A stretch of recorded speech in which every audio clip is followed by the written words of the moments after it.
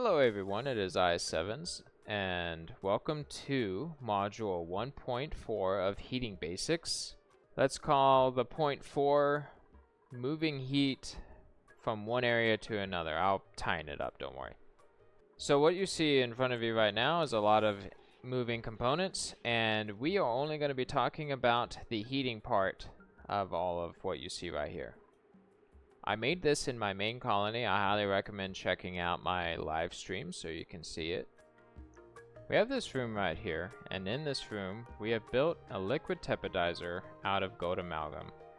The main purpose of a liquid tepidizer is to heat up the water that it is in, or any liquid for that matter. Right now it's in a room filled with polluted water, and there are probably better solutions to all of what I'm about to show you. But I wanted to show you one that I made that has continued to be quite successful in my colony. The next thing is you want to make sure that you have a thermosensor set to below 50, and it has automation that goes from it straight into the liquid tepidizer. What happens is when it gets to below 50, it'll send a green signal cutting on the liquid tepidizer. From there, you're going to want to fill up this entire loop with polluted water. I recommend making the radiant pipe out of gold, and you want it to go through this entire room right here. To show it in an extreme case, I have paused the game, and right now the polluted water, both inside the pipe and in this room, is around 49-50 degrees Celsius, which is pretty warm. And I immediately have made the oxygen in this room 10 degrees Celsius. And if you know, it's going to be a huge shift because of everything's already warmed up in this. But what would happen is right up here, as the water is moving this way across, it would start warming up the area. If we slow it down and play it, you can see it's already, this room is already warm. So as the polluted water goes from here, it'll start warming up this area, and you can continue the pipe like so across all of your plants and down into a liquid bridge, and then it'll go back here. It starts at about 40 degrees, and then it'll warm up to 44.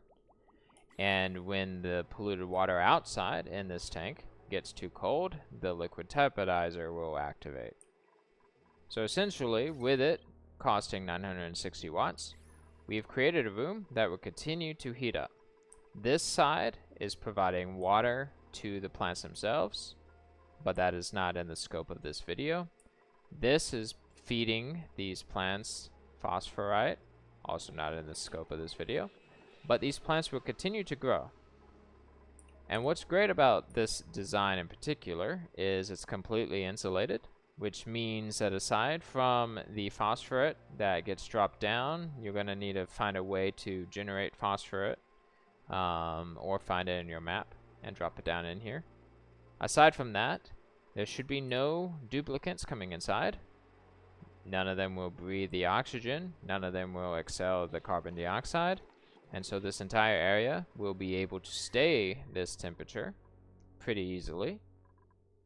And then your plants will be able to grow. So this is just one example of many of how you can move heat around. It might at first feel like you don't want to move heat around too much. You might be struggling, or you might be dealing with heat overheating your base.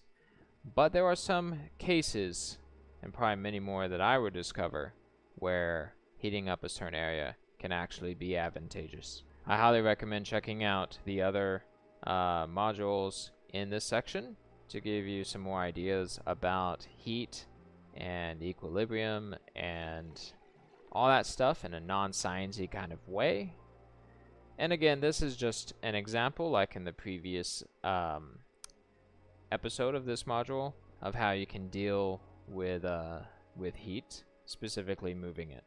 Well, I've been Sevens, and that covers this module, and I'll see you guys in the next one.